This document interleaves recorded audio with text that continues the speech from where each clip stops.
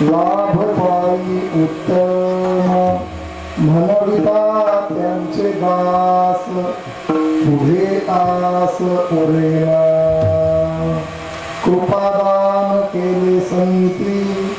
कृपादान केले संती कल्पांती सरेना म्हणविता त्यांचे दास पुढे आस उरेना तुका म्हणे संत सेवा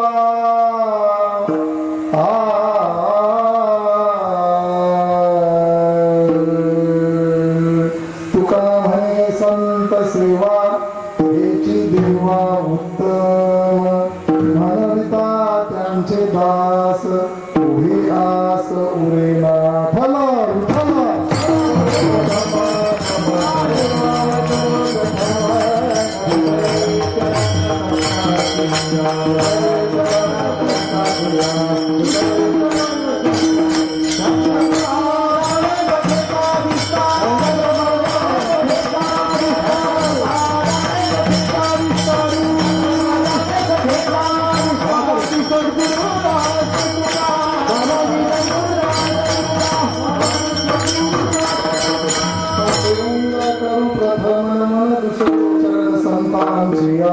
त्यांच्या कृपादाने कथेचा विस्तारू बाबाजी सद्गुरुदास तुका प्रथम नमन करू गणनाथा शंकराची सुता चरणावरी ठेवून माथा साष्टांगी आता दंडवत दुसरी बंधू शारजा चतुरांनाची आत्मजा वाक सिद्धी पावे जी सहजा तिच्या चरण ओझा दंडवत तिसरे बंधुदेव ब्राह्मण ज्यांचे पुण्य पावन प्रसन्न होऊन शोचे जन कया माझे दंडवत आता बंधू साधू सज्जन रात्रंदिवस हरीचे ध्यान विठ्ठल नाम उच्चारिता जन कया माझे दंडवत आता नमुरंग भूमिका कीर्तनी उभे होती लोका काल मृदंग श्रोते देखा कया माझे दंडवत ऐसे नमन करून सका हरिकथा बोली बोबड्या बोला अज्ञान म्हणून या पुढ्या बाळा चालवी सकळा नामा म्हणे ठरा विठ्ठल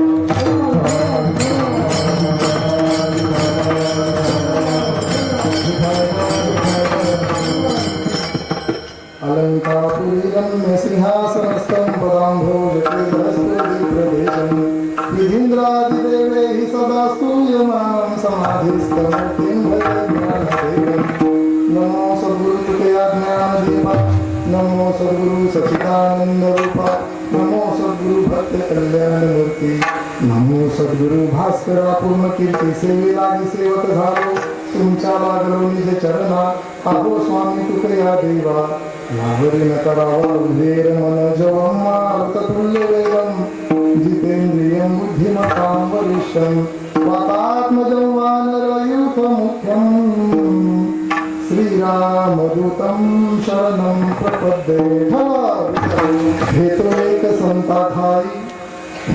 एक संता ठाई लाभ पायी उत्तर म्हणविता त्यांचे दास पुढे आस उदेला प्रस्तुत प्राप्त प्रसंगी संकीर्तन वृत्ती सेवेकरता निवडलेला किंवा गायलेला अभंग जगदवंदनीय जगद्गुरु वैराग्यराज रसिक देहू निवासी संत श्रेष्ठ सद्गुरु श्री तुकोबाराय यांचा हा 4 चरणाचा अभंग असून या अभंगाचा प्रतिपाद्य विषय असा आहे ह्या अभंगातून यच्च यावत जीवाने जर मानवी जीवनामध्ये संतांची जर सेवा केली तर संत सेवा केल्यानंतर होणाऱ्या लाभाचं दिग्दर्शन ह्या अभंगातून महाराज करतात. महाराजांनी जसं लाभाचं वर्णन केलेलं आहे तसं ह्या अभंगातून महाराजांनी संतांचंही वर्णन केलेलं आहे. असो अभंगाला स्पर्श करण्यापूर्वी थोडासा पर्याय चालू असलेला हा अखंड हरिनाम सप्ताह जगद्गुरु श्री संत तुकाराम महाराज सेवा मंडळ घरोंदा आयोजित संत श्री सोपान काका पुण्यतिथी निमित्ताने चालू असलेला हा सप्ताहाचं हे आपलं 17वं वर्ष आणि 17व्या वर्षातील आजची 5व्या दिवसाची सेवा मंडळाच्या माध्यमातून आज्ञेतून माझ्या वाट्याला आलेली आहे. ज्यांच्या कृपा प्रसारामुळे हा आनंद आपण गेल्या 17 वर्षापासून उपभोगतोय असे सद्गुरु श्री पूजनीय वंदनीय परम आदरणीय परम श्रद्धेय आमचे काय बाबा ना आमचे कर काका ज्यांच्या कृपा प्रसारामुळे आपण हा आनंद उपभोगतो आणि त्यांच्या समवेत ह्या मंडळातील सर्व ज्येष्ठ श्रेष्ठ गुणीजन गायक वादक मंडळी असतो. या कीर्तनासाठी या धर्म मंडपामध्ये उपस्थित परिसरातील सर्व गुणीजन गायक वादक मंडळी कीर्तनकार मंडळी तुमच्यासारखे सर्व अधिकार तुल्य श्रोते सगळ्यांच्या चरण विंदावरती एकदा विनम्र अभिवादन करतो आणि सेवेला सुरुवात करतो. आता माझे दंडवत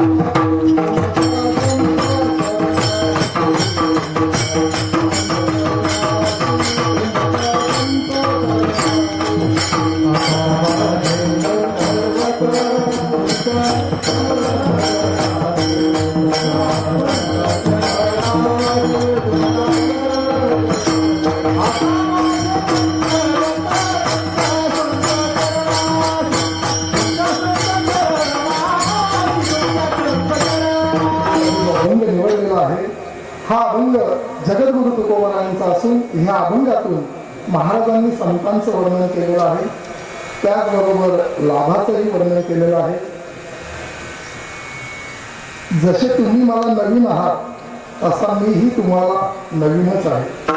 महाराज तुम्ही सर्व मंडळी मला कोणाचं नाव माहिती नाही, नंतर जाताना समारोपामध्ये मी तुमचं नाव म्हणतो घेतो, पण माझ्यासाठी याच्यातले बरेचसे चेहरे नवीनच आहेत. महाराज आज कीर्तनासाठी मीही तुमच्यासाठी नवीनच म्हणायला हरकत नाही. महाराज आमच्या हॉस्पिटलमध्ये ऑपरेशन थिएटरमध्ये एक पेशंट आला. महाराज पेशंट ऑपरेशन थिएटरमध्ये आल्यानंतर त्याने डॉक्टरला विनंती केली, डॉक्टर साहेब पहिलीच वेळ माझी आहे, आतापर्यंत मी कधीही ऑपरेशन थिएटरमध्ये आजपर्यंत आलो नाही, आजपर्यंत ऑपरेशन थिएटरचा मला कधीही अनुभव नाही, माझ्या आयुष्यातली ही पहिलीच वेळ आहे ऑपरेशन थिएटर पाहण्याची, त्याच्यामुळे माझी तुम्हाला विनंती आहे का कृपा करून जरा सांभाळून तुम्ही सर्जरी करा. डॉक्टर त्याला म्हटला काळजी करू नकोस, जशी तुझी पहिली वेळ आहे तशी माझी ही पहिलीच वेळ आहे. डॉक्टर त्याला बोला जशी तुझी पहिली वेळ आहे तशी माझी ही पहिलीच वेळ आहे. डॉक्टर असं म्हणतो नाही तेवढ्यामध्ये दरवाजा वाजला. दरवाजा वाजल्यानंतर डॉक्टरनी सांगितलं कमी तो कर्मचारी आतमध्ये आला. जसा कर्मचारी आतमध्ये आला, पेशंटने त्या कर्मचाऱ्याकडे पाहिले, पण पेशंट ज्यावेळी दरवाजातून आतमध्ये आला, आतमध्ये येताना त्या कर्मचाऱ्याच्या हातामध्ये एक ताट होतं आणि त्या ताटामध्ये सुंदर असा गुलाबाचा हार होता. जसा हार तो पेशंट पाहतो, तसा पेशंट डॉक्टरला प्रश्न विचारतो, डॉक्टर साहेब हा हार कशासाठी? डॉक्टरचं उत्तर असं आहे, ऐका. डॉक्टरने त्याला उत्तर दिलं, ऐक, ऑपरेशन जर यशस्वी झालं तर हार माझ्या गळ्यात, आणि जर ऑपरेशन फसलं तर हार कोणाच्या गळ्यात? त्यांची जशी परिस्थिती तशी आज आपली परिस्थिती होईल असं मला वाटतं, पण प्रभू कृपेने आपण तसं होऊन देणार नाही.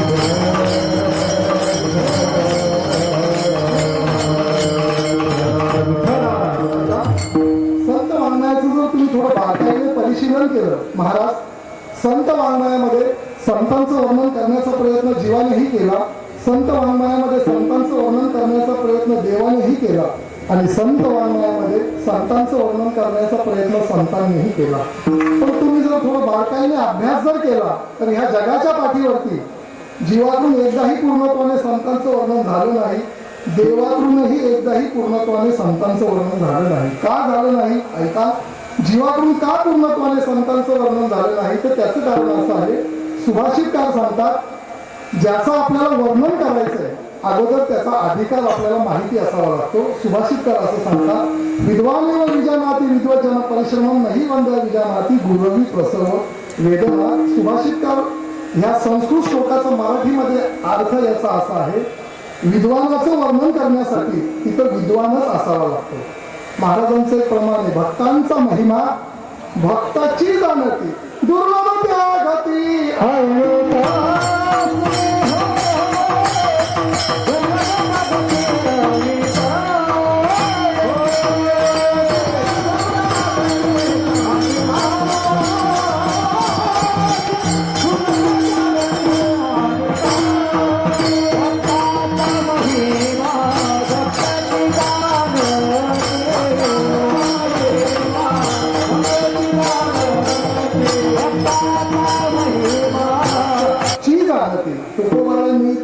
साकार लावला.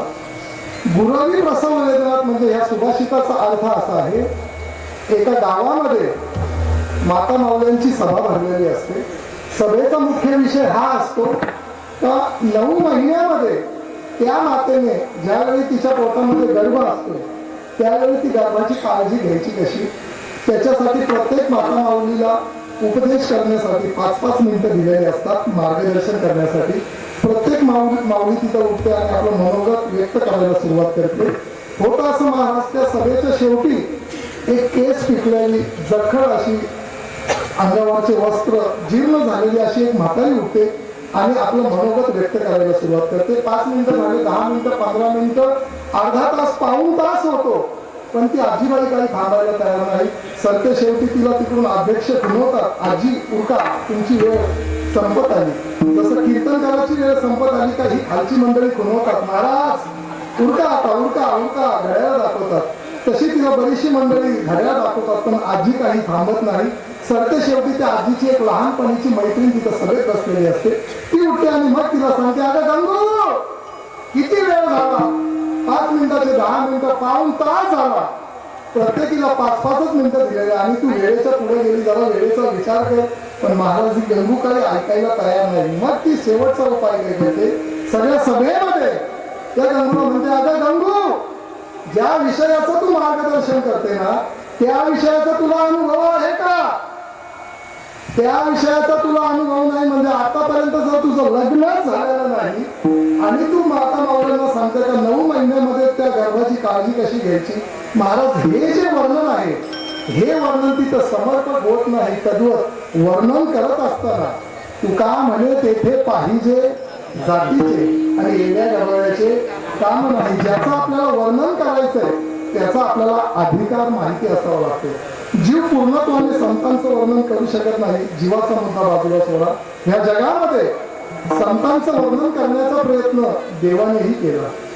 एक वाक्य बोलू का महाराज, जर देवाने संतांचं वर्णन केलं नसतं तर वारकऱ्यांनी त्याला देवच मानलं असतं. आमच्या वारकरी संप्रदायामध्ये देवापेक्षाही पूजनीय, आम्हाला प्राणापेक्षा जास्त प्रिय कोण आहे?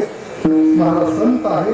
देवानेही संतांचं वर्णन करण्याचा प्रयत्न केला, पण देवाचं पुण्य कमी पडलं, देवाचं बुद्धी कमी पडली मला, पण एकदाही पूर्णत्वाला देवाला संतांचं वर्णन करता आलं नाही. आणि देव संतांचं वर्णन करता करता स्वतःच वर्णन कधी करून बसले देवाला कळायला लागलं नाही. आणि तिथेच महाराज देवाच्या वाणीला दोष लागला. ऐका, देवाने कुठं कुठं संतांचं वर्णन केलं, जाता जाता तुमच्या समोर एक पुरावा देतो.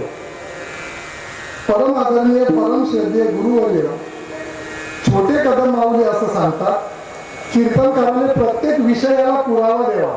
महाराज, कीर्तनकाराने प्रत्येक विषयाला पुरावा द्यावा. आणि जर त्या कीर्तनकाराला पुरावा देता आला नाही तर कीर्तनकाराला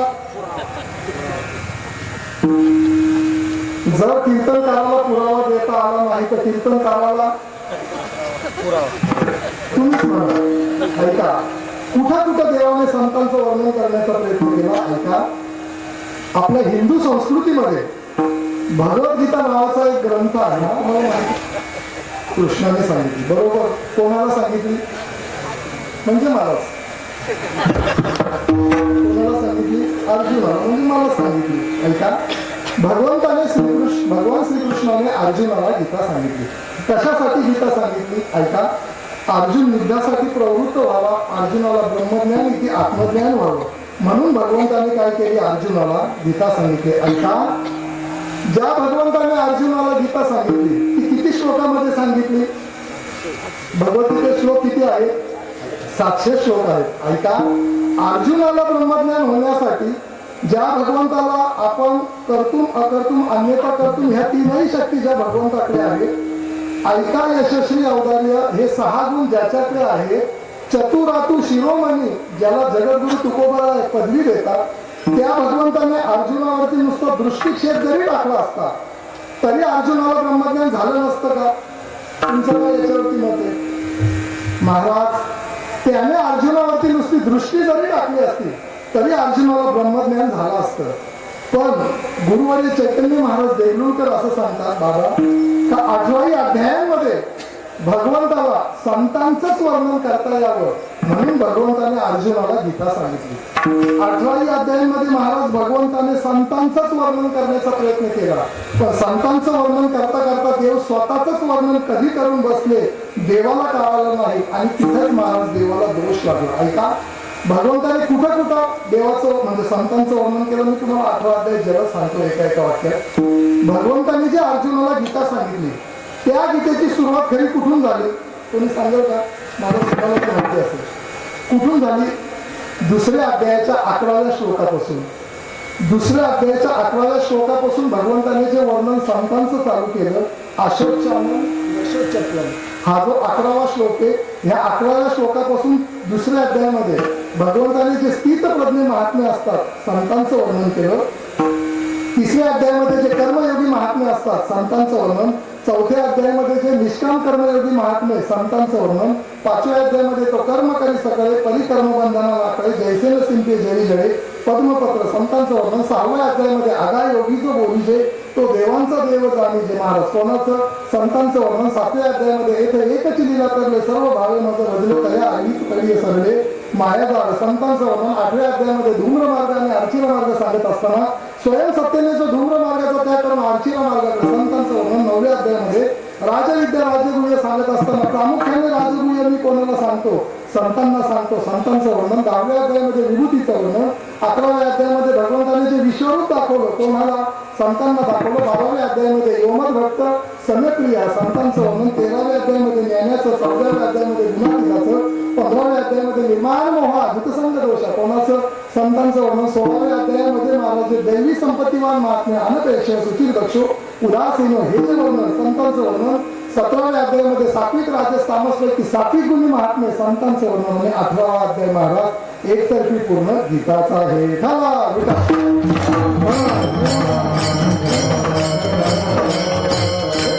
अध्याय महाराज देवाने संतांचंच वर्णन करण्याचा प्रयत्न केला, पण देवाचं पुण्य कमी पडलं, देवाला ज्ञान कमी पडलं. आणि देव संतांचं वर्णन करता करता तिथे ज्ञानोबारायांना ओवी टाकायला लागली. आत्मज्ञान चोखडी संत हे माझीच रूपडी. महाराज देव संतांचं वर्णन करता करता स्वतःच वर्णन कधी करून बसला देवाला कळाला नाही.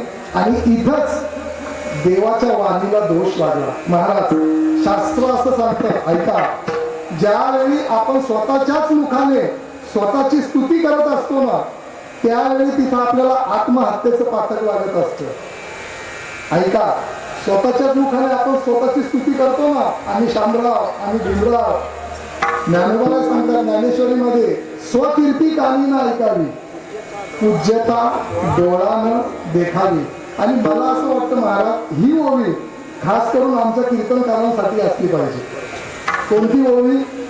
स्वकीर्ती कानीनं. ऐका, एक दृष्टांत देतो, हे थोडं अवघड चिंतन, तुम्हाला सोपं म्हणजे दृष्टांत लक्षात येईल. ऐका, भजन करा.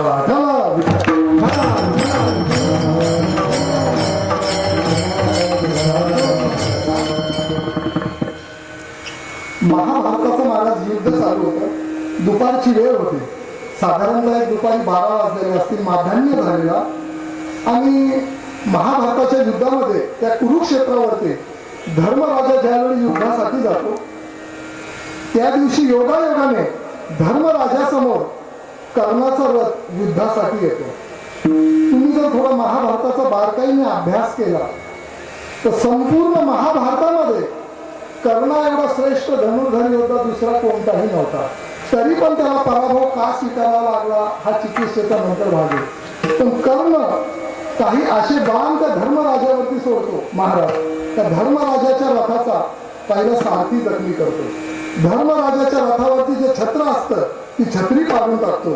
धर्मराजाच्या हातातला जो धनुष्य असतो तो धनुष्य गळून पडतो. आणि शेवटचा बाण कर्ण असा सोडतो तर त्या धर्मराजाच्या बोटांच्या सांध्यामध्ये तो बाण जाऊन अडकतो. आपला पराभव अटळ आहे असं जाणल्यानंतर धर्मराजा काय करतो, त्या युद्धातून पलायन करतो. आणि धर्मराजा थेट काय करतो, आपल्या राहुटीमध्ये जातो. राहुटी कळते का तुम्हाला? राहुटी म्हणजे काय? आपल्या तंबूमध्ये जातो. तंबूमध्ये गेल्यानंतर भगवान श्रीकृष्ण आणि चारही 5 पांडवांना म्हणजे 4ही पांडवांना तिथं धर्मराजा बोलवून घेतो.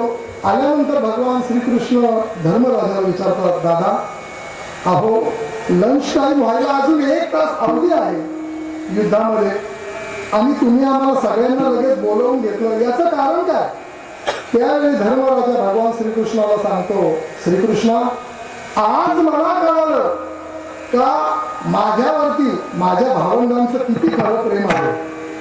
देव धर्मराजाला विचारतात, दादा झालं का, तुम्ही का रागवले? त्यावेळी धर्मराजा श्रीकृष्णाला सांगतो, देवा अरे मी म्हणावं आणि माझी गादी या 4 भावंडांना मिळावी म्हणूनच यांनी काय केलं, आज मला युद्धासाठी कोणाच्या समोर पाठवलं? कर्णाच्या समोर पाठवलं. त्यावेळी भगवान श्रीकृष्ण सांगतात, असं नाही धर्मराजा, दैवयोगाने तुम्ही आज कर्णासमोर युद्धाला गेले, याच्यामध्ये ह्या 4ही भावंडांचं काहीही मनातलं काही क्लेश नाही. पण महाराज धर्मराजा तिला ऐकत नाही.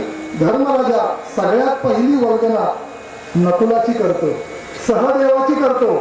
नंतर भीमावर नंबर आल्यानंतर भीमाला सांगतो, अरे भीमा 12 हत्तींचं बळ आहे तुझ्याकडं.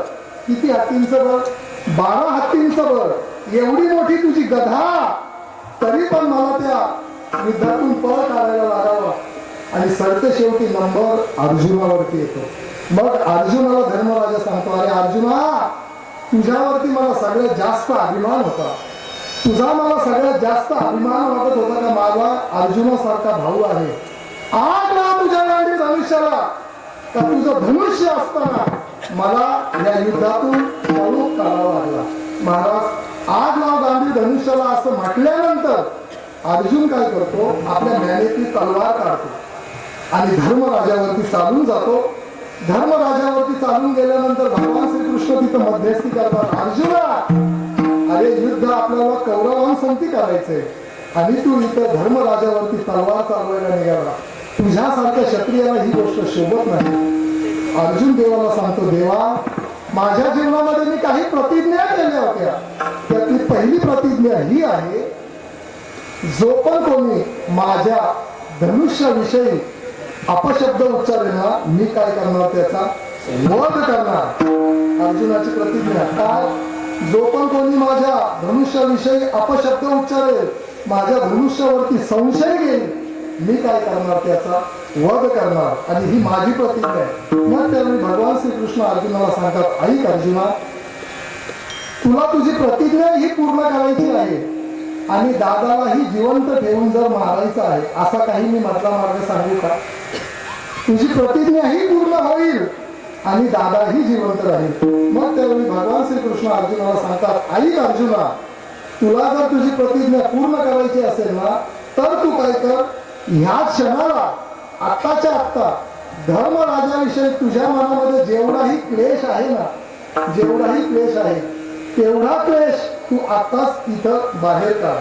मग महाराज अर्जुन म्हणलो, भगवान श्रीकृष्णाला 5 जणांना सांगतो, आता चला आपल्याला युद्धाला जायचं आहे. युद्धाला जायचं आहे असं म्हटल्यानंतर अर्जुन काय करतो महाराज, जाता जाता पुन्हा ज्ञानेतून तलवार काढतो. पुन्हा ज्ञानेतून तलवार काढल्यानंतर भगवान श्रीकृष्ण विचारतात, अर्जुन आता काय झालं?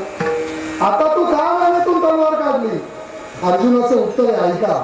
अर्जुन सांगतो, जेव्हा माझ्या जीवनात मी दुसरी एक प्रतिज्ञा केलेली. कोणती? पहिली प्रतिज्ञा कोणती? जो पण कोणी माझ्या दादाला शिव्या देईल, मी काय करणार? त्याचा वध करणार. महाराज दुसरी प्रतिज्ञा. आणि मग महाराज आता इथं माझी दुसरी प्रतिज्ञा अशी आहे, जो कोणी माझ्या दादाला शिव्या देईल ना, मी काय करणार? त्याचा वध करणार. मग भगवान श्रीकृष्ण अर्जुनाला म्हणले, ठीक आहे, तुझी प्रतिज्ञा आहे ना, मग आता दादाला शिव्या दिल्या कोणी? धर्मराजाला शिव्या दिल्या कोणी? तूच शिव्या दिल्या. मग जर तूच धर्मराजाला शिव्या दिल्या ना, ही तलवार घे आणि तुझ्याच मानेवर तूच चालवून घे. तू पण मोकळा, मी पण मोकळा. मलाही सारथ्य करून करून कंटाळा आला. मग त्यावेळी अर्जुन भगवान श्रीकृष्णाला विचारतो, देवा, काही मधला मार्ग? काही मधला मार्ग? अरे चतुरा, तू शिरोमणी आहे, सगळे शॉर्टकट तुला जगातले तुलाच माहिती आहेत. मग भगवान श्रीकृष्ण अर्जुनाला सांगतो, ऐक अर्जुना, तुला जर तुझी प्रतिज्ञा ही पूर्ण करायची आहे आणि स्वतःला जिवंतही ठेवायचंय, तर ऐक, शास्त्र असं सांगतं, ज्यावेळी तू स्वतःच्याच मुखाने स्वतःची स्तुती करायला सुरुवात करशील ना, त्यावेळी तुला तिथं आत्महत्येचं पातक लागेल. भगवान श्रीकृष्ण अर्जुनाला सांगतात, तू स्वतःच्याच तोंडाने काय कर, स्वतःची स्तुती करायला सुरुवात कर. मग महाराज अर्जुन स्वतःच्याच तोंडाने स्वतःची स्तुती करतो. अर्जुनाला तिथं आत्महत्येचं पातक लागतं. म्हणून ज्ञानोबा ज्ञानेश्वरीमध्ये सांगतात, स्वकीर्ती कामीनं ऐकावी, पूज्यता डोळ्यानं देखावी. म्हणजे महाराज या जगामध्ये संतांचं वर्णन करण्याचा प्रयत्न जीवानेही केला, या जगामध्ये संतांचं वर्णन करण्याचा प्रयत्न देवानेही केला, पण एकदाही पूर्णत्वाने संतांचं वर्णन ह्या दोनही वर्गाकडून झालं नाही. त्याचं कारण असं आहे महाराज, ज्यांचं आपल्याला वर्णन करायचं असतं ना, जोपर्यंत आपण त्या अधिकारावरती पोचत नाही, तोपर्यंत आपल्याला त्यांचा महिमा महाराज वर्णन करता येत नाही. प्रमाण देतो महाराजांचं, तुका म्हणे अंगे व्हावे ते आपण, तरीच महिमान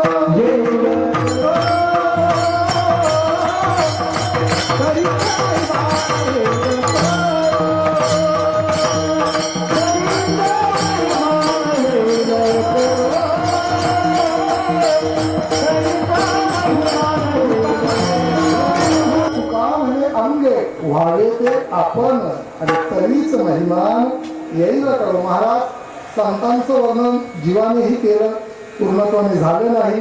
संतांचं वर्णन देवानेही केलं, पूर्णत्वाने झालं नाही. मग ह्या जगामध्ये संतांचं वर्णन संतांनी करायला सुरुवात केली. महाराज का बरं संतांचं वर्णन करतात? त्याचं कारण एकच आहे, याच्या यावत मनुष्य जातीचं जर थोडं आपण बारकाईने परिशीलन केलं तर आज प्रत्येक जीवाची धडपड ही फक्त आणि फक्त लाभासाठीच आहे. कशासाठी आहे? लाभासाठी. किती धडपड? धड पडसपर्यंत धडपड. किती धडपड? धड पडसपर्यंत धडपड. महाराज सकाळी उठल्यापासून रात्री झोपसपर्यंत प्रत्येक जीवाची एकच इच्छा असते, मला लाभाची प्राप्ती झाली पाहिजे, मला सुखाची प्राप्ती झाली पाहिजे. महाराज खरं सांगा, खरं सांगा, सटवायची शपथ तुम्हाला, दिवस रात्र आपण ज्याच्यासाठी धावपळ करतो त्या गोष्टीची आपल्याला आतापर्यंत प्राप्ती झाली आहे का? सुखाची आशा जन्म गेला, सुखाची आशा जन्म गेला, मुक्तीयेत नाही गेला, मुक्तीयेत नाही गेला.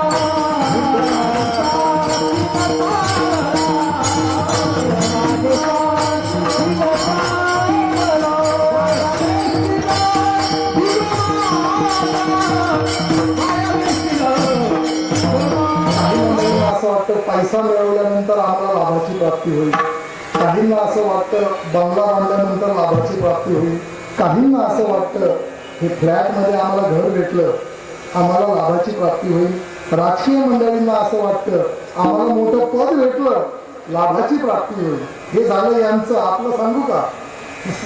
आम्हाला असं वाटतं कीर्तनं जास्त भेटली आणि कीर्तनानंतर जर वजन वाढलं, कोणतं वजन? झाकली मूठ. जर वजन वाढलं तर आम्हाला कशाची प्राप्ती होईल? एक दृष्टांत देतो तुम्हाला, ऐका. आपली अवस्था कशी आहे महाराज?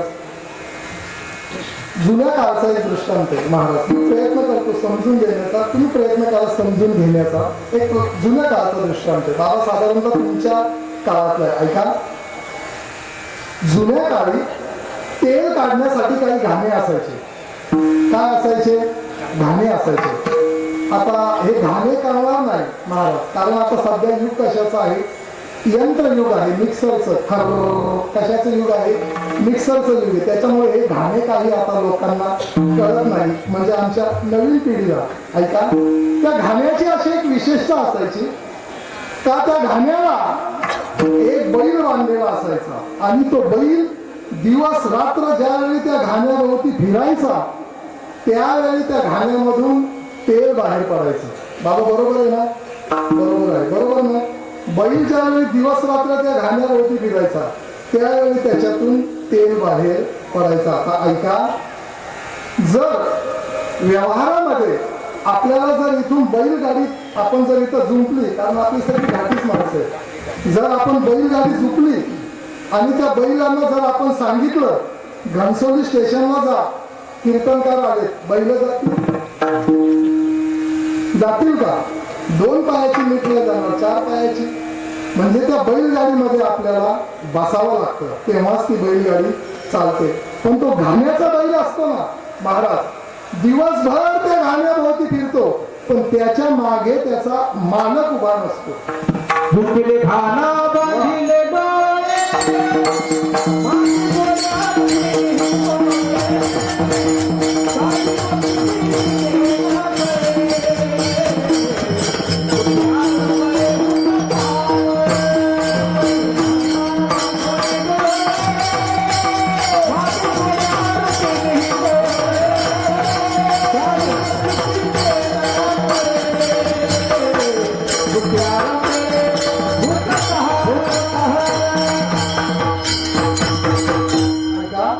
मग तो बैल कशामुळे त्या घाण्यावरती फिरत राहतो? ऐका. ऐका. तो जो घाण्याचा बैल असतो ना दिवस रात्र त्या घाण्याभोवती फिरतच राहतो. कशामुळे? त्या बैलाच्या अंगावरती जे लाकडाची फळी असते, ज्याला आमच्याकडे जुकाट म्हणतात, तुमच्याकडे काय म्हणतात महाराज? जुकाट. काही ठिकाणी महाराज त्याला जू म्हणतात. आमच्याकडे माणसं मेल्यावर जातात, तुमच्याकडे बांगड महाराज कधी जातात? मेल्यावर जातात. ऐका. त्या बैलाच्या अंगावर जे लाकडाचं फळी ज्याला जुकाट म्हणतात, त्या जुकाटाला 1 फुटाच्या अंतरावरती हिरवीगार गवताची पेंडी बांधलेली असते. कशाची पेंडी? गवताची पेंडी. जसा जसा तो बैल पुढं जाईल तशी तशी ती पेंडी पुढं सरकत राहते. महाराज, जसा जसा पुढं जाईल तो बैल तशी तशी ती पेंडी पुढं सरकत राहते. चालणं काही थांबत नाही आणि पेंडी काही चालणं. प्रत्येकाला असं वाटतं व्यापार केल्यानंतर लाभाची प्राप्ती होईल, काही जणांना असं वाटतं संसार केल्यानंतर लाभाची प्राप्ती होईल. पण महाराज, यांच्या यावर जीवाचा प्रत्येक क्षण आणि क्षण लाभाच्या प्राप्तीमध्ये जीव घालवत असतो. जगद्गुरु तुकोबारायांनी हे जीवाचं मनोगत जाणलं असावं का जीवाला याच देहामध्ये लाभाची प्राप्ती झाली पाहिजे. म्हणून मग जगद्गुरु तुकोबाराय सर्व साधकांना, सर्व मानव जातीला ह्या अभंगातून असं संबोधित करतात, जर तुम्हाला लाभाची अपेक्षा आहे ना, तर ह्या जगामध्ये तुम्ही इतरत्र कोणत्याही साधनाची शरणागती न करता, इतरत्र कोणत्याही साधनाकडे न जाता, इतरत्र कोणत्याही मार्गाकडे न जाता, तुम्ही फक्त आणि फक्त काय करा, संतांच्याच पायाजवळ जा. अशा संतांच्या पायाजवळ गेल्यानंतर तुम्हाला तिथं लाभाची प्राप्ती होईल. अभंगाचं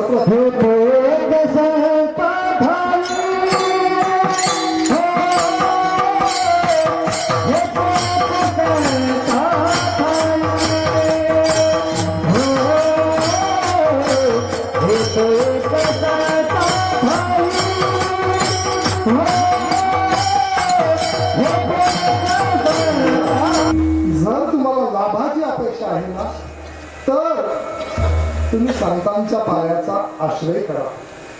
संतांच्या पायाजवळ गेल्यानंतर तुम्हाला तिथं एकाच लाभाची प्राप्ती होईल. महाराज, हा अभंग किती चरणाचा आहे? 4 चरणाचा आहे. किती चरणाचा अभंग आहे? 4 चरणाचा.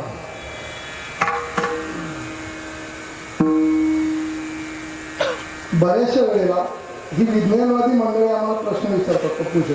बऱ्याचशा वेळेला संत वाङ्मयामध्ये 4 चरणाचे अभंग का? महाराज, विज्ञानवादी मंडळी प्रश्न विचारतात, संत वाङ्मयामध्ये 4 चरणाचे अभंग का? मग आम्ही त्यांना सांगतो, आता ते संतांचं म्हणत होते, महाराज काय सांगणार आपण, 4 चरणाचे अभंग का? पण ही मंडळी ऐकत नाही. आणि ज्यावेळी प्रकरण सरळ मार्गाने लुटणारं नसतं, त्यावेळी तिथं युक्तिवाद हा करावाच लागतो. मग त्यावेळी आम्हाला तिथं गमतीने उत्तर द्यावं लागतं. 2 चरणावाल्यांना कळावं म्हणून अभंग किती चरणाचा? कळालं का? 2 चरणावाल्यांना कळावं म्हणून अभंग किती चरणाचा? 4 चरणाचा. ऐका, ह्या पहिल्या चरणामध्ये एकच शब्द महत्वाचा आहे. कोणता एक शब्द महत्वाचा आहे? तर एक हा शब्द महत्वाचा आहे. ऐका, हा एक शब्द जर तुम्ही संतांकडे लावला तर संतांची अद्वितीयता सिद्ध करतो. आणि हा एक शब्द जर तुम्ही लाभाकडे लावला तर लाभाची अलौकिकता सिद्ध करतो. आता हे थोडं विचार सागराचं चिंतन आहे महाराज, वेळ कमी आपल्याकडे. ऐका, मराठी वाङ्मयाची अशी विशेषता आहे महाराज. आता 10 वाजलेले आहे, ते विचार सागर सांगायचं म्हणजे लोकांच्या ते सगळ्या बुद्धीवरून जाणार. अलौकिकता काय अद्वितीय तो विषयच आता म्हणजे तिथं जातच नाही, वरूनच निघून जातो. ऐका, हा एक शब्द जर तुम्ही लाभाकडे लावला तर लाभाची अद्वितीयता सिद्ध करतो, आणि संतांकडे लावला तर संतांची अलौकिकता सिद्ध करतो. महाराज, मराठी वाङ्मयाची ही विशेषता आहे. मराठी वाङ्मयामध्ये तुम्ही वाक्यांमधल्या त्या शब्दांच्या जागा, त्या शब्दांमधले अनुस्वार, त्या शब्दांवरचे पूर्णविराम, विरामचिन्ह, प्रश्नचिन्ह जरी बदली केले ना तरी महाराज वाक्यांचा अर्थ बदलत असतो. आता आपण मराठी आहोत म्हणून आपल्याला मराठी भाषेचं महत्व जास्त माहिती नाही महाराज. पण माझ्या ज्ञानोबारायांनी जगामध्ये 56 भाषा असताना ही अंगीकार कोणाचा केला? 56 भाषेचा केलासे गौरव माझा मराठाची बोलू के कौतुके. महाराज ज्ञानोबारायांनी अंगीकार कशाचा केला? मराठीचा केला. महाराज, मराठीची विशेषता अशी आहे, जाता जाता तुम्हाला एक मराठीची विशेषता सांगतो. किती मराठी भाषेवर विशेष आहे महाराज. ऐका, एका चोराला पोलिसांनी पकडलं महाराज. मराठी वाक्यांमधलं विरामचिन्ह, प्रश्नचिन्ह, पूर्णविराम यांच्या जागा जरी बदली झाल्या तरी वाक्यांचा अर्थ हा बदलत असतो. ऐका, एका चोराला पोलिसांनी पकडलं. पोलिसांनी पकडल्यानंतर चोराला विचारलं, आतापर्यंत तू किती चोऱ्या केल्या? चोर कधीतरी आपल्या या घरोंदा सेक्टर 9च्या सत्याला आला असावा आणि पोलिसांना सांगतो, मी किती चोऱ्या केल्या? 100 चोऱ्या केल्या. पोलिसांना तो चोर प्रामाणिक वाटतो. दुसऱ्या दिवशी त्याला कोर्टामध्ये घेऊन जातात. घेऊन गेल्यानंतर न्यायाधीश त्याला प्रश्न विचारतात, किती चोऱ्या केल्या आतापर्यंत? तो सांगतो, मायबाप 100 चोऱ्या केल्या. ठीक आहे, खरं बोलतो? पोलीस म्हटले, हा खरं बोलतोय. न्यायाधीशाला त्याची दया येते. न्यायाधीश असा विचार करतो, चोर प्रामाणिक असला पाहिजे, घनसोलीचाच असला पाहिजे. आपण काय करू, याला कमीत कमी शिक्षा देऊ आणि याच्यातून मुक्त करू. न्यायाधीश त्या चोराला सांगतो, तुझा प्रामाणिकपणा मला आवडलेला आहे, म्हणून मी काय करतो, तुला कमीत कमी शिक्षा देतो आणि याच्यातून बाहेर काढतो. न्यायाधीश एक वहीचं पान आणतो, एक पेन आणतो आणि त्या चोराला सांगतो, जे वाक्य मी तुला सांगणार आहे ना, ते वाक्य तू वहीच्या पानावरती 100 वेळा लिहून काढ, तुझी शिक्षा संपली. जे वाक्य मी तुला सांगणार आहे ना, ते वाक्य तू काय करायचं, 100 वेळा वहीच्या पानावरती लिहून काढायचं, तुझी शिक्षा संपली. वाक्य असं आहे, न्यायाधीश सांगतो, मी चोरी करणार नाही, स्वल्पविराम, केली तर मला शिक्षा द्या. न्यायाधीश चोराला वाक्य काय सांगतो, मी चोरी करणार नाही, स्वल्पविराम, केली तर मला शिक्षा द्या. वाक्य काय न्यायाधीशाचं, मी चोरी करणार नाही, स्वल्पविराम, केली तर मला शिक्षा द्या. महाराज तो चोर काय करतो, ते वाक्य जसंच्या तसंच लिहितो, पण स्वल्पविराम काय करतो, एक शब्द अगोदर घेतो. चोर काय करतो, ते वाक्य जसंच्या तसं लिहितो, मी चोरी करणार, स्वल्पविराम, नाही केली तर मला शिक्षा. तुम्ही का हसले, तुम्ही हसले का, शब्द बदली झाले का? महाराज शब्द तेच आहेत, फरक कुठं झाला, विरामचिन्ह ही आहे मराठी भाषेची विशेषता. तुम्हाला विशेषता सांगतो, या अभंगामध्ये प्रामुख्याने किती चरण आहेत, 4 चरण आहेत, पण ह्या 4ही चरणांमध्ये अभंगाच्या शेवटचा जो शब्द आहे ना, ते सगळ्यात अत्यंत महत्वाचे आहे. मी तुमच्या समोर अभंग म्हणून दाखवतो, तुम्ही फक्त ते 4 शब्द लक्षात ठेवा, अभंग नका लक्षात ठेवा, फक्त 4 शब्द लक्षात ठेवा. ऐका, हे तो एक संता ठाई, लाभ पायी उत्तम, हा उत्तम शब्द लक्षात ठेवा. मनविता त्यांचे दास, पुढे आस उरेना, हा उरेना शब्द लक्षात ठेवा. कृपादान केले संती, कल्पांती सरेना, हा सरेना शब्द लक्षात ठेवा. आणि तुका म्हणे संत सेवा, हेची देवा उत्तम, हा उत्तम शब्द लक्षात ठेवा. कोणकोणते 4 शब्द राहिले का लक्षात, सांगा बरं.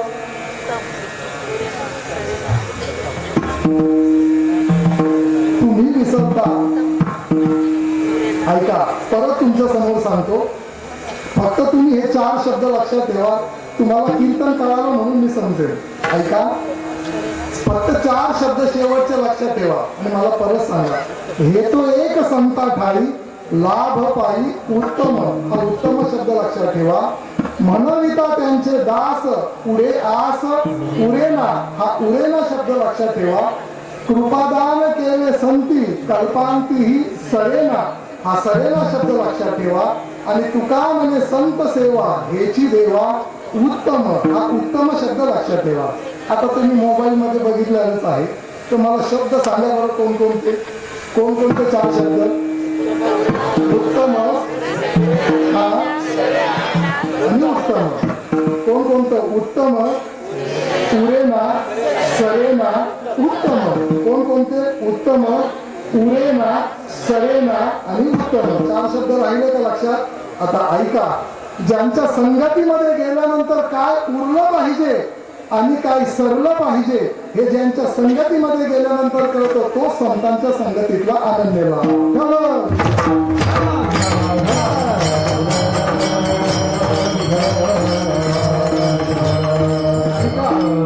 बसलेल्यांपैकी प्रत्येकाला आपल्या जीवनामध्ये एक गोष्ट उराविषयीच वाटते आणि एक गोष्ट सराविषयी वाटते. ऐका, प्रत्येकाला एक गोष्ट उराविषयी वाटते.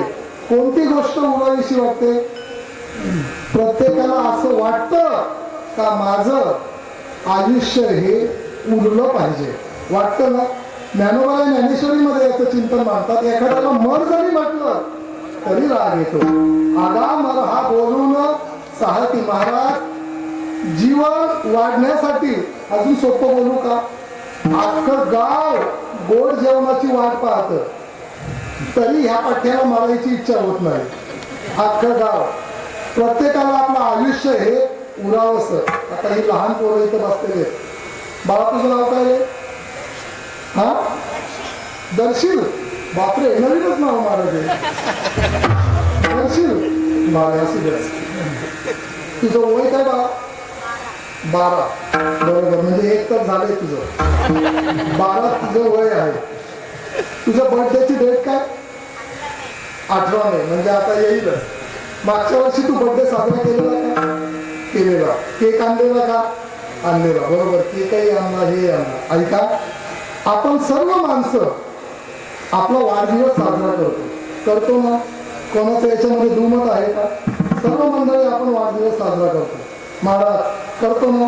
ऐका, हा वाढदिवस ज्यावेळी आपण साजरा करतो, वाढदिवस शब्दाची जर आपण संधी फोड केली, अजून सोपं बोलू का?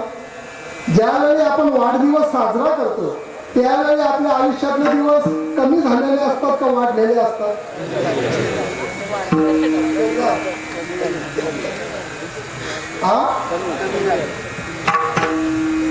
दिवस कमी झालेले असतात का वाढलेले असतात? कमी झालेले असतात. मग आपण त्याला वाढदिवस म्हणायला पाहिजे का घड दिवस म्हणायला पाहिजे? काय म्हणायला पाहिजे? काय म्हणतो आपण? ऐका, महाराज ज्ञानोबा ज्ञानेश्वरीच्या 13व्या अध्यायात त्याचं चिंतन मांडतात.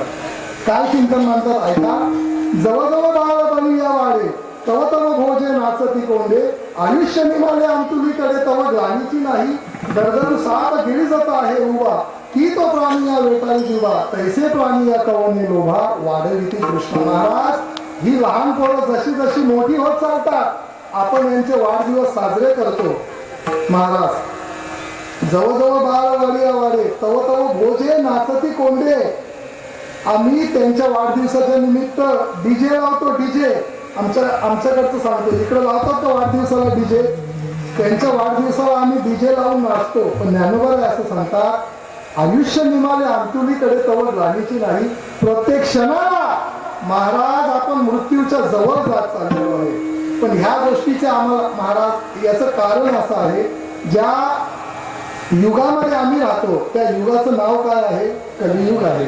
आणि ह्या मृत्यू लोकातल्या सगळ्याच गोष्टी उलट आहेत. आपण घड दिवसाला काय म्हणतो? वाढदिवस म्हणतो. ऐका, टोप्यात डोक्यात टोपी का टोपीत डोकं?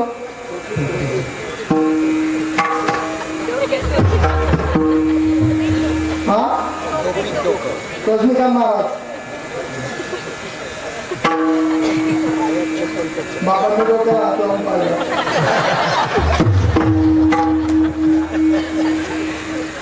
काय वाटतं? टोपीत डोकं, टोपीत डोकं बघा बरं का? डोक्यात टोपी नाही, टोपी डोकं. आता ही चप्पल जी आपण घालतो, पायात चप्पल का चपलीत पाय? ऐका, महाराज ज्ञानोबा ज्ञानेश्वरी याचं चिंतन करतात. ये मृत्यू लोकीची उफराटी, ज्ञानोबा सांगतात, ह्या मृत्यू लोकातल्या सगळ्या गोष्टी उलट आहेत. म्हणून महाराज ऐका, तुमच्या आमच्या जीवनामध्ये एक गोष्ट उरली पाहिजे आणि एक गोष्ट सरली पाहिजे. कोणती गोष्ट आपल्या जीवनामध्ये उरली पाहिजे? तर ऐका, ज्या भगवंताने आपल्याला हा नरदेह दिलेला आहे, ज्या मृत्यू लोकांमध्ये आपण राहतो त्या मृत्यू लोकांमध्ये आपली कीर्ती ही उरली पाहिजे. महाराज या ठिकाणी त्याचं वर्णन करतात.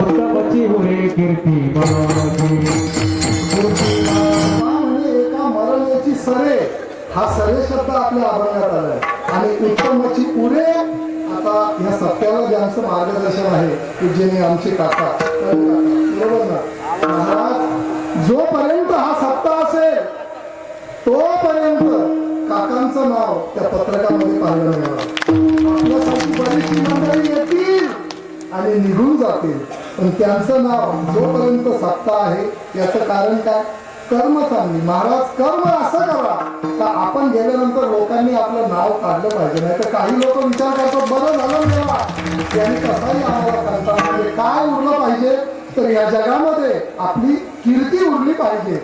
आणि काय आपल्या जीवनात सरलं पाहिजे? तर दुःख हे आपलं सरलं पाहिजे. देह नव्हे मी हे सरे, उरला उरे विठ्ठल. म्हणजे या जगामध्ये उत्तम रीतीने आपली कीर्ती उरली पाहिजे आणि आपलं दुःख हे सरलं पाहिजे. मग महाराज ठीक आहे, तुम्ही आम्हाला सांगता का लाभाच्या संतांकडे जा, संतांकडे गेल्यानंतर तुम्हाला लाभाची प्राप्ती होईल. पण महाराज ऐका, प्रामुख्याने लाभ शास्त्रामध्ये 3 गोष्टींवरती अवलंबून सांगितलेला आहे. विचार सागरात असं चिंतन आलेलं आहे महाराज. ज्ञान प्राप्तीचे 3 मार्ग विचार सागरामध्ये सांगितलेले आहेत. ऐका, जर तुम्हाला ज्ञानाची प्राप्ती करायची असेल तर प्रमाण, प्रमेय आणि प्रमात्र या तिघांपैकी जर कशातही दोष आला तर तुम्हाला ज्ञानाची प्राप्ती होत नाही. प्रमाणामध्ये दोष आला ज्ञानाची प्राप्ती होत नाही, प्रमेयामध्ये दोष आला ज्ञानाची प्राप्ती होत नाही आणि प्रमात्रामध्ये जरी दोष आला तरी ज्ञानाची प्राप्ती होत नाही.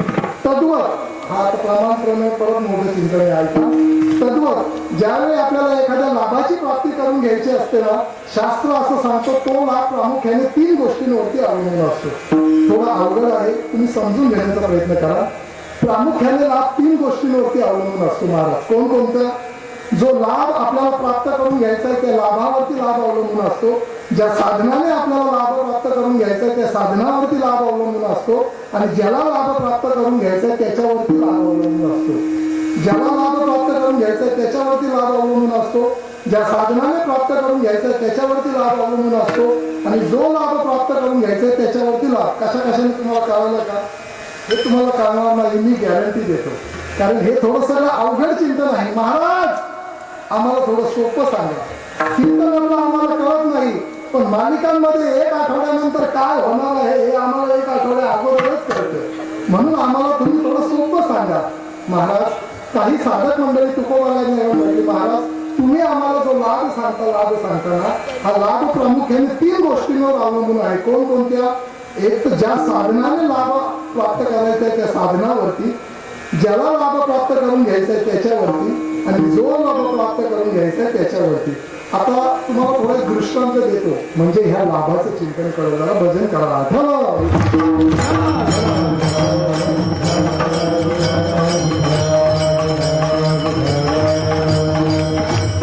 दृष्टांत देतो महाराज.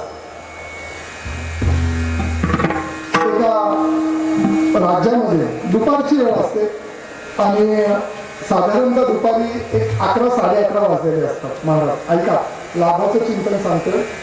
दुपारची वेळ असते, साधारणतः 11 साडे11 वाजलेले असतात आणि त्या रस्त्याने बादशाह आणि बिरबल यांची स्वारी चाललेली असते. महाराज बादशाह आणि बिरबल यांची स्वारी चाललेली असते आणि ज्या रस्त्याने, सिद्धांत लक्षात घ्यावा का तुम्ही, आणि ज्या रस्त्याने बिरबल आणि बादशाह चाललेला असतो, दुपारची वेळ असते, माध्यान्ह झालेला असतो आणि त्या रस्त्याच्या कडेला एका झाडाखाली एक कुत्र धापा टाकत बसलेला असतो. धापा काढतात ना, आपण सगळी घाटी माणसं आहे देशावरची. धापा काढतात ना, जीभ बाहेर काढायची आणि हलवत बसायची. असं कुत्र त्या रस्त्याच्या कडेला एका झाडाखाली बसलेलं असतं आणि हे दृश्य तो राजा आणि बिरबल रथातून पाहतो. रथातून ज्यावेळी बादशाह ते दृश्य पाहत असतो, 10 फुटाच्या अंतरावरती रथ गेल्यानंतर बादशाह काय करतो, तो रथ थांबवतो. रथ थांबवल्यानंतर बिरबल बादशाहला विचारतो, काय झालं बादशाह साहेब, कशामुळे तुम्ही रथ थांबवला? बादशाह बिरबलाला सांगतो, अरे बिरबला, ते समोर कुत्र तुला दिसतंय का झाडाखाली? बिरबल सांगतो, दिसतंय ना बादशाह साहेब, दिसतंय महाराज. त्या कुत्र्यात अशी काय विशेषता आहे? बिरबल राजाला सांगतो, कुत्रच आहे, काय त्याच्यात विशेषता? बादशाह सांगतो, अरे ऐक, त्या कुत्र्याच्या तोंडातून बघ जीभ बाहेर निघालेली आहे. बिरबल सांगतो, ठीक आहे, दिसते, जीभ आहे ना कुत्र्याला, बघ त्या कुत्र्याच्या तोंडामध्ये जशी जीभ आहे ना तशी जीभ मनुष्याच्या पण तोंडामध्ये आहे ना? बिरबल म्हणतो, आहे. मी तुम्हाला प्रश्न विचारतो, जशी जीभ कुत्र्याला आहे तशी जीभ आपल्याला आहे ना? तशी जीभ आपल्याला आहे. बादशाह बिरबलाला असं विचारतो, बघ, जर त्या कुत्र्याच्या तोंडामध्ये जीभ आहे तशी जीभ माणसाच्या पण तोंडामध्ये आहे, मग जर माणूस बोलतो तो कुत्रा का बोलत नाही? प्रश्न काय बादशाहाचा? बादशाहाचा प्रश्न काय? जर मनुष्याच्या तोंडामध्ये जीभ आहे म्हणून आपण बोलतो, बरोबर आहे ना? आपण बोलतो कशामुळे? आपल्या तोंडामध्ये जीभ आहे. तुम्हाला पटत नसेल तर उद्या जीभ कापून बघा. ऐका, आपल्या तोंडामध्ये जीभ आहे म्हणून आपण बोलतो, बरोबर? मग जशी आपल्या तोंडामध्ये जीभ आहे तशी जीभ जर त्या कुत्र्याच्या पण तोंडामध्ये आहे तर माणूस बोलतो, तसं कुत्र का बोलत नाही? हा प्रश्न कोण विचारतो? बादशाह बिरबलाला विचारतो. आता तो बिरबल सांगतो, कुत्र का बोलत नाही हे तुम्ही मला का विचारता? निर्मिती कोणाची आहे? निसर्गाची आहे. ती निर्मिती कोणाची आहे? देवाची आहे. मग मला काय विचारतो तुम्ही कुत्र का बोलत नाही? पण बादशाह सांगतो, आई ज्या अर्थी माणसाला जीभ आहे तशी जीभ कुत्र्याला आहे. मग जसा माणूस बोलतो तसं कुत्र हे बोललंच पाहिजे. तर बिरबल सांगतो, कुत्र बोललं पाहिजे, मी काय कोणी ज्ञानोबा आहे का त्याच्या डोक्यावर हात ठेवला आणि तो बोलणार? पण महाराज बादशाह ऐकायला तयार नाही. बिरबल विचार करतो, आता 10 वाजून 20 मिनिटं झालेले आहेत, प्रकरण काही सरळ मार्गाने मिटणार दिसत नाही. मग बिरबल त्या बादशाहाला सांगतो, ऐका बादशाह साहेब, जर तुम्हाला असं वाटतं ना हे कुत्र माणसासारखं बोलावं, याच्यासाठी माझ्या 3 अटी आहेत. ह्या 3 अटी जर तुम्ही माझ्या पूर्ण केल्या तर माणसांसारखं हे कुत्रही बोलायला लागणार. बादशाह सांगतो, लवकर लवकर सांग. बिरबल सांगतो, माझी पहिली अट कोणती? जर तुम्हाला असं वाटतं का हे कुत्र बोलावं तर त्याच्यासाठी तुम्ही मला एक 20 वर्षाचा कालावधी द्या. किती वर्षाचा कालावधी? अटी लक्षात ठेवा बरं का, मी कीर्तन झाल्यावर विचारलं तुम्हाला. पहिली अट कोणती? 20 वर्षाचा कालावधी. बिरबल सांगतो, माझी दुसरी अट हे आहे, जर तुम्हाला असं वाटतं का ह्याच कुत्र्याने बोलावं तर त्याच्यासाठी मला परदेशातून काही डॉक्टर बोलवायला लागतील. त्याच्यासाठी औषधं मला परदेशातून मागवायला लागतील. मग त्या औषधांचा खर्च देणार कोण? याच्यासाठी तुम्ही काय करा, प्रत्येक महिन्याला 1 लाख रुपये मला त्याच्या औषधासाठी तुम्ही मानधन चालू करा. दुसरी अट. आणि तिसरी अट माझी अशी आहे, जर तुम्हाला असं वाटतं का हेच कुत्र माणसासारखं बोलावं तर मला ह्या कुत्र्याच्या संगतीच राहायला लागेल. कारण हे कुत्र काय खातं, काय पितं? कुत्र कुत्र कुत्र कुत्र लक्षात ठेवा. कुत्र काय खातं, काय पितं हे मला लक्षात ठेवायला लागेल. मग मला त्याच्या संगतीतच राहायला लागेल. आणि जर मी त्याच्या संगतीत राहिलो तर मला ऑफिसला येता येणार नाही. ऑफिसला आलो नाही तर माझी पंचिंग होणार नाही आणि मग माझी तिथे NWD म्हणजे लॉस ऑफ पे होईल. मग मला पगार मिळणार नाही. म्हणून तुम्ही काय करा, एक 20 वर्षाची काय करा, मला एक भर पगारी रजा मंजूर करा. राजा सांगतो, ठीक आहे. अजून काही अटी संपल्या. बादशाला बिरबलाला सांगतो, बघ तुझ्या 3ही अटी मी पूर्ण करतो, पण जर कुत्र बोललं नाही तर बिरबल त्याला सांगतो, काय करा, मला जाहीर चौकात फाशी द्या. फाशी द्या असं म्हटल्यानंतर दुसऱ्या दिवशी बादशाह दरबार भरवतो. आपल्या प्रधानाला सैनिकांना बोलवतो आणि सांगतो, ऐका तुम्ही नगरामध्ये जा, तिथं जाऊन दवंडी पिटा का बिरबल कुत्र बोलवणार आणि जर बिरबलाने कुत्र बोलवलं नाही तर बिरबलाला जाहीर चौकात फाशी देण्यात येणार. ते सैनिक जातात राज्याच्या मध्यभागी, दवंडी पिटा नाही का? तुम्ही मला दवंडी भारी दिली, मीच होतो द्यायला. ऐका, दवंडी पिटतात ते सैनिक, बिरबल कुत्र बोलवणार, बिरबल कुत्र बोलवणार आणि नाही बोलवलं तर बिरबलाला जाहीर चौकात फाशी देण्यात येणार. महाराज अशी ती दवंडी पिटल्यानंतर बिरबलाचे जे विरोधक होते ना त्यांना आनंद झाला. कारण आतापर्यंतच्या इतिहासामध्ये रेडा बोलला होता पण कुत्र कधीच बोललं नाही. बिरबलाच्या विरोधकांना आनंद झाला. महाराज जसे आपले विरोधक असतात ना तसे आपले हितचिंतक पण असतात. त्यातला एक हितचिंतक येऊन संध्याकाळी बिरबलाला भेटला. बिरबला, अरे ही जी तू प्रतिज्ञा केली आहे ही प्रतिज्ञा पहिली तू मागं घे, नाहीतर तुला फासावर चढवलं जाईल. बिरबल म्हणतो, तेव्हाची गोष्ट आहे तेव्हा बघू. तो परत बिरबलाला सांगतो, अरे बिरबला तू माझा सगळ्यात जवळचा मित्र आहे, ही जी तू प्रतिज्ञा केली आहे तू मागं घे, नाहीतर तुला राजा फासावर देईल. बिरबल सांगतो, 20 वर्षाचा कालावधी आहे तेव्हाच तेव्हा बघू. परत तो बिरबलाला सांगतो, अरे बिरबला आपल्या राज्याच्या 9 रत्नांपैकी तू एक रत्न आहे आणि तू जर फासावरती गेला तर राज्याची नाचक्की होईल. तू काय कर, ही प्रतिज्ञा मागे घे. बिरबल सांगतो, 20 वर्षाचा कालावधी आहे तेव्हाच तेव्हा बघू. परत तो बिरबलाला सांगतो, अरे बिरबला व्हॉट्सअपवरती फक्त मी तुझ्याशीच चॅटिंग करतो रे, तू काय कर, ही प्रतिज्ञा मागे घे. बिरबल सांगतो, 20 वर्षाचा कालावधी. परत तो बिरबलाला सांगतो, अरे बिरबला तू माझ्या सासरवाडीचं नाक आहेस, आमचा जावई आहेस आणि तू जर फासावरती गेला तर मग बिरबल त्याला सांगतो, मी तुला म्हणून सांगतो आणि मी पण तुम्हाला म्हणून सांगतो बरं का. ऐका, बिरबल त्याला सांगतो पण मी तुला म्हणून सांगतो. बिरबल त्या माणसाला सांगतो, आई मी प्रतिज्ञा पूर्ण करण्यासाठी 3 अटी घातल्या. कोणकोणत्या? पहिली अट माझी ही आहे, त्याच्यासाठी कालावधी किती वर्षाचा आहे? 20 वर्षाचा. शास्त्र असं सांगतं कुत्र्याची आयुष्य मर्यादा किती वर्षाची असते? शास्त्र सांगतं बघा, कुत्र्याची आयुष्य मर्यादा किती वर्षाची? आणि जे कुत्र्याने बोलवणारे ते आताच मारायला टेकले. म्हणजे इथून पुढं काही 20 वर्ष कुत्र जगणार नाही. ठीक आहे, कुत्र आमच्या नायरला घेऊन आलो, याला कदाचित कुत्र जगलंच तर राजाचं वय आता किती आहे? 95 आहे. किती आहे?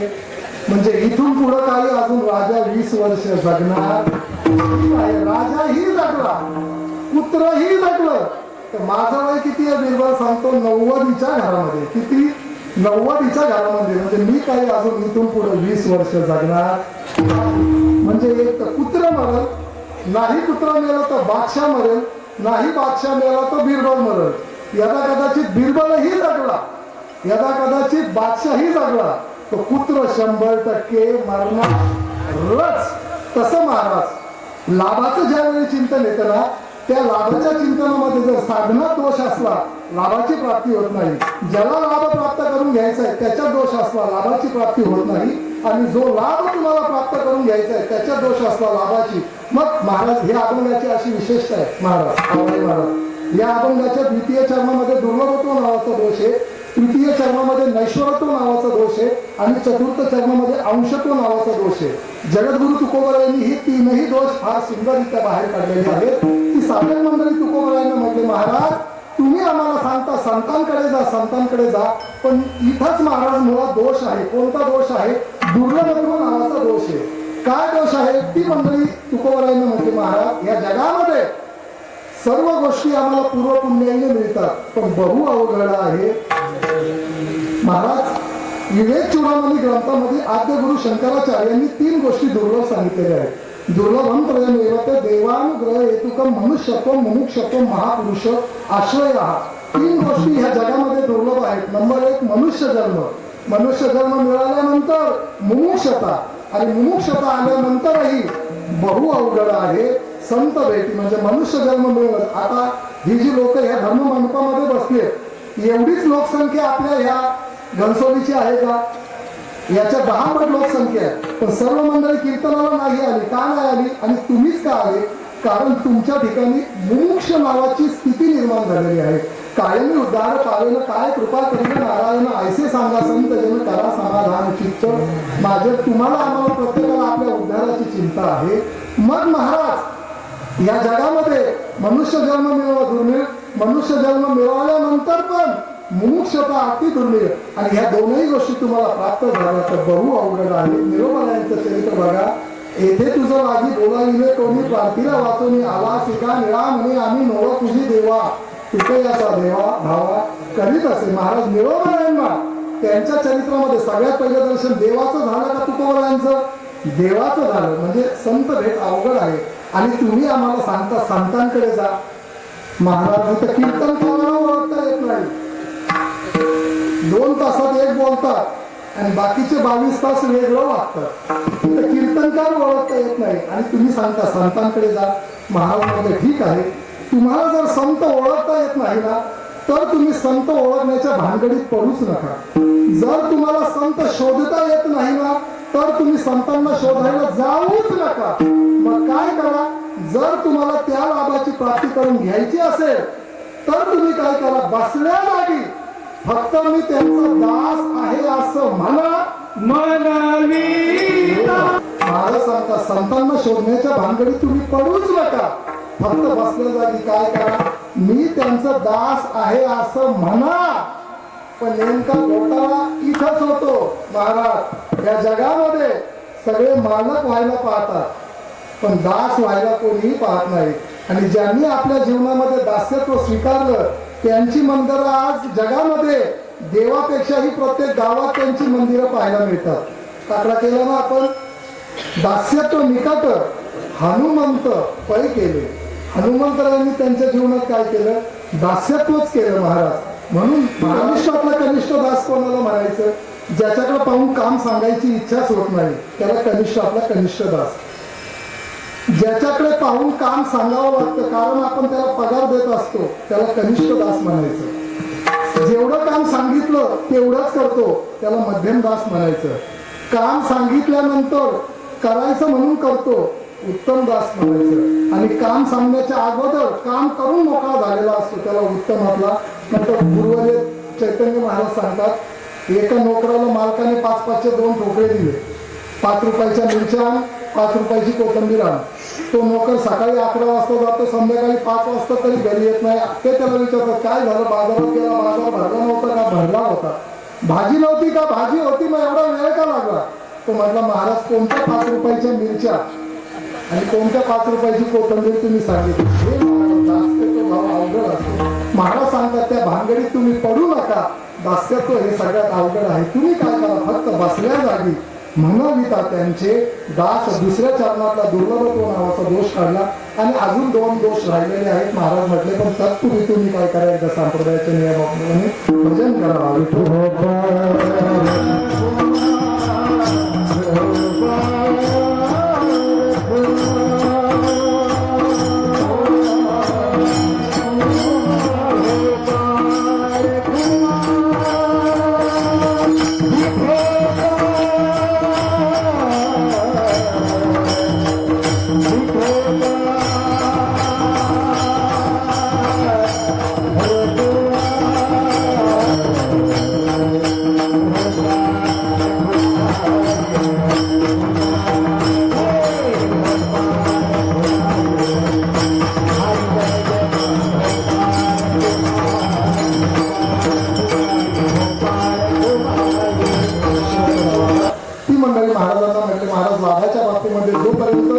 आमच्याकडे ती वस्तू असते तोपर्यंत आम्हाला लाभाची प्राप्ती होते. पण महाराज सांगतात, तिथे लाभाचं जे साधन आहे ना, संत नावाचं साधन, त्यांचा लाभ कल्पांतापर्यंत न सरणार आहे. संत आबाधित आहे म्हणून कृपा आबाधित आहे, आणि कृपा आबाधित आहे म्हणून कल्पांतीही सरेला. महाराज कृपादान केले संती, कल्पांतीही सरेला. आणि परत पुढच्या चरणात ती मंडळी परत महाराजांना म्हटली, महाराज मुळात आमचं स्वरूप कसं आहे, अंश रूपाने, ममय अंश जीव लोक. जर आम्ही अंश रूपाने आहोत तर लाभ आम्हाला कशाने होणार, अंश रूपाने होणार. मग महाराज त्या साधकांना म्हटले, संत ज्यावेळी तुमच्या आमच्यावरती कृपा करतात, कृपा करण्याच्या अगोदर आपुल्यापदी बैसविले. महाराज अधिकार तैसा करू उपदेश किंवा अधिकार तैसा दाविलेला. महाराज संत महात्मे आपल्या पदावरती, महाराज एकनाथ महाराजांनी ज्यावेळी गावबाने रामायण लिहिलं त्यावेळी गावबावरती अगोदर कृपा केली गावबावरती, आणि मग उरलेलं रामायण कोणी लिहिलं, गावबाने लिहिलं. म्हणजे मला संत महात्मे तुमच्या आमच्यावरती कृपा करताना जरी आपला अधिकार नसेल तर आपल्या पदावरती घेऊन जातात. महाराज हा तुमच्या आमच्या जीवनामध्ये लाभ घडत असतो. तोच लाभ तुम्हाला आम्हाला घडावा महाराज. म्हणून आपल्या जीवनामध्ये आपण महाराज संत सेवा केली पाहिजे, भगवंताचं नामस्मरण केलं पाहिजे. तुम्हाला आम्हाला नामस्मरण घडावं. महाराज एक प्रश्न मी तुम्हाला विचारतो, ऐका. तुम्ही माझ्यापेक्षा सर्व मंडळी वयाने मोठी आहात, अधिकाराने मोठी आहात, पण कधीतरी आपल्या जीवनामध्ये सिंहावलोकन कधीतरी करा. आज जर माळ घालून आम्हाला जर 50-50 वर्ष झालेले आहेत आणि आतापर्यंत जर आमच्या जीवनातला एकही अवगुण गेला नाही, तर कुठेतरी आपल्या परमार्थामध्ये दोष असला पाहिजे. महाराज महादेव महाराज राऊतांनी मला एकदा याच्यावरती चिंतन सांगितलं, महाराज जर परमार्थ करूनही जर आपला परमार्थ फलद्रूप होत नसेल तर त्या साधकांनी 3 गोष्टींचं चिंतन करायचं. एक तर आपल्या गुरुमंत्रामध्ये दोष असला पाहिजे, अन्यथा आपल्या साधनेत दोष असला पाहिजे, अन्यथा आपल्यामध्ये दोष असला पाहिजे. आता मंत्रात दोष आहे, साधनेत दोष आहे का आपल्या दोष आहे, हे ज्याने त्याने घरी जाऊन महाराज आपलं सिंहावलोकन करायचं. पण महाराज परमार्थ करत असताना एकच वाक्य लक्षात ठेवा, आपण करत असलेली क्रिया माझ्या ज्ञानोबारायांना आवडेल का नाही, हे ज्ञानोबारायांना डोळ्यासमोर आणून आपण ते कर्म करायचं. म्हणून आमच्या वारकरी मंडळींनी परमार्थ हा लोकमान्यतेसाठी न करता देवमान्य किंवा संत मान्य होईल याच्यासाठी परमार्थ करायचा. आणि तोच परमार्थ तुम्हाला आम्हाला घडावा, तेच विचार तुमच्या आमच्यामध्ये महाराज निर्माण व्हावं, हेच मनोगत ह्या मंडळाने डोळ्यासमोर ठेवून महाराज ह्या कार्यक्रमाचं महाराज नियोजन केलेलं आहे. कोणतंही कार्य करायचं ठरलं तर त्याच्यासाठी महाराज साथीची गरज लागते. मग त्यांच्यानंतर महाराज त्यांच्याच पावलावरती पाऊल ठेवून आमचे आवारे महाराज आहेत, पूजनीय आमचे महाराज आंग्रे. हा महाराजांचं नाव आमचं जास्त प्रचलित शिवाजी महाराज आंग्रे ही मंडळी आहेत मग त्यांच्यासोबत ही सर्व या परिसरातील मंडळी आहेत आता सुंदर असे गुणीजन ही गायक वादक मंडळी आहेत महाराज माझा जेवढं इथे येण्याचं मुख्य प्रयोजन आमचे भाचे प्रवीण महाराज खिल्लारी त्यांचे बंधुराज बालू महाराज तसेच आमचे पप्पू शेठ रजनीकांत दादा गजानन दादा ही सर्व मंडळी यांच्या माध्यमातून महाराज इथे येण्याचा योग आला वास्तविक पाहता कीर्तनामध्ये कोणाचंही नाव घेऊ नये असं एक महाराज संतांचा दंडक आहे तुकोबर आहे असं सांगतात अनेकांची स्तुती आम्हा ब्रह्मात त्या कीर्तनात कोणाची नावं घेऊ नये महाराज पण महाराज असंही सांगतात पुण्यवंत व्हावे ही सर्व जी मंडळी आहेत पुण्यवान मंडळी आहेत महाराज असतो आणि सगळ्यात महत्वाचं म्हणजे ज्यांची व्हिडिओ शूटिंग आहे बऱ्याच वर्षानंतर त्यांची माझी भेट झालेली आहे महाराज हे जे व्यक्तिमत्व आहे माझ्या सासरवाडीचंच आहे आणि माझी मेवणी ते मला इथं पाहिल्यानंतर कळालं मला वास्तविक पाहता असं त्यांनाही द्यावे तेवढे धन्यवाद आतापर्यंत मी तुम्हाला कोणाला त्रास दिला का कोणाला त्रास दिला नाही बघा आता आपल्याला एकदा सगळ्यांना प्रेमाने संतांचं भजन करायचं नुसतं भजन नाही करायचं तर हात वरती करून भजन करायचं ऐका जर तुम्ही हात वरती केले नाही आणि जर घरी जाताना एखाद्याला जर पॅरालिसिस लाखवा जर झटका आला तर मग त्याला मंडळ जबाबदार करा एकदा सगळ्यांनी वरती हात करा